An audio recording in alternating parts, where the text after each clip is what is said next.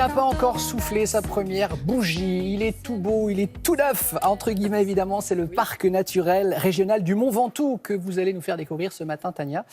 C'est aussi l'occasion de mieux nous expliquer les enjeux d'un tel parc. On part dans le Vaucluse. Exactement, on part dans le Vaucluse et effectivement, il a obtenu son label il n'y a même pas un an, ce territoire. On n'avait pas eu le temps d'y aller encore, mais qu'à cela ne tienne, nous y allons. Regardez comme il est beau, il fait près de 85 000 hectares.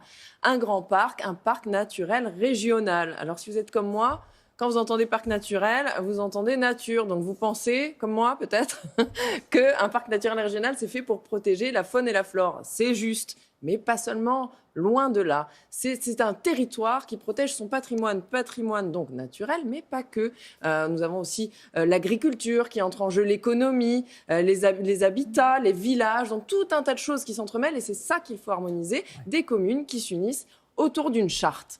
Donc, c'est Anthony Roux qui nous l'a expliqué. Anthony Roux qui travaille au pôle nature du parc. Nous l'avons retrouvé au village de Vénasque, qui fait partie évidemment du parc. Les villages, ils sont tous sublimes. Qui est un des plus beaux villages de France. Et voilà. On y va. Allez, on vous suit.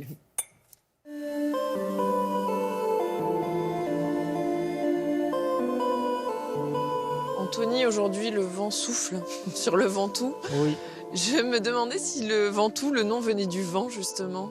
Alors non, pas exactement. En D'accord. fait, ça vient d'une racine pré-indo-européenne, de Vinture. C'est la montagne qui se voit de loin. Il fait exactement 1910 mètres. Et donc c'est le point culminant du Vaucluse. Et on a tendance à l'appeler même le géant de Provence, parce qu'il domine toute la Provence aux alentours. Un parc naturel régional, c'est un territoire rural, habité, qui est plutôt fragile, qu'il convient d'essayer de préserver parce qu'il y a un certain nombre de patrimoines naturels, culturels, paysagers. L'idée de créer un parc, c'est de rassembler donc les personnes, les forces vives du territoire pour se donner d'un outil commun qui est une charte de parc qui va permettre de définir un peu le plan d'action pendant les 15 prochaines années pour permettre justement de concilier la préservation des patrimoines et le développement durable du territoire.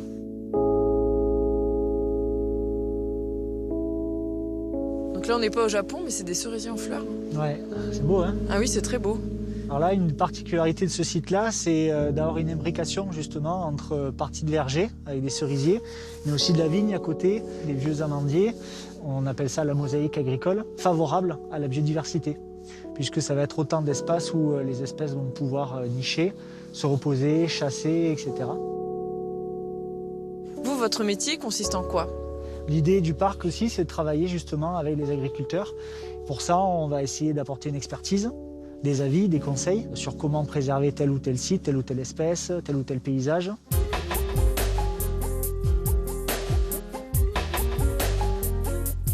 Et il y a beaucoup de jolis villages comme celui-là dans le Ventoux.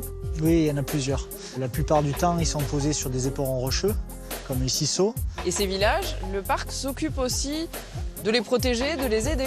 On aide les communes pour travailler sur la transition énergétique, par exemple, mais aussi proposer une rénovation de places, de villages, tout en conservant le caractère paysager et patrimonial du lieu. Et vous, ce paysage, vous le connaissez par cœur? Oui, je suis de Sceaux. J'ai grandi à Venasque, puis Sceaux. Et quand on voit le Ventoux tous les jours, on a envie, quand on grandit, de le préserver et de faire en sorte que ça puisse être maintenu comme ça, et aussi pour les générations futures et nos propres enfants. Quand je vous ai dit que vous en prendriez plein les yeux, On veut y aller. on n'a pas menti, vous êtes d'accord? C'est beau.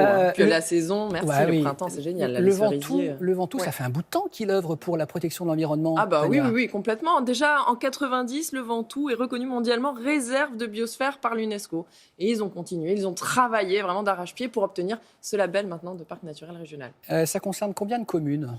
Alors, sur le territoire, là, il y a 39 communes. Ouais. Il y en a 35 qui adhèrent au parc, au label, 2 qui sont en cours d'adhésion, donc quasiment la totalité. Parce que ce qu'il faut savoir, c'est que c'est sur la base du volontariat. On n'oblige personne, les gens s'engagent pour un meilleur avenir, pour un meilleur développement, tout simplement, du territoire. Voilà. Merci beaucoup, bravo également à votre caméraman pour ces images, ça fait du bien. Voilà, on respire, on voyage. Merci beaucoup Tania. Petite pause et on revient pour la météo et le journal. À tout à l'heure.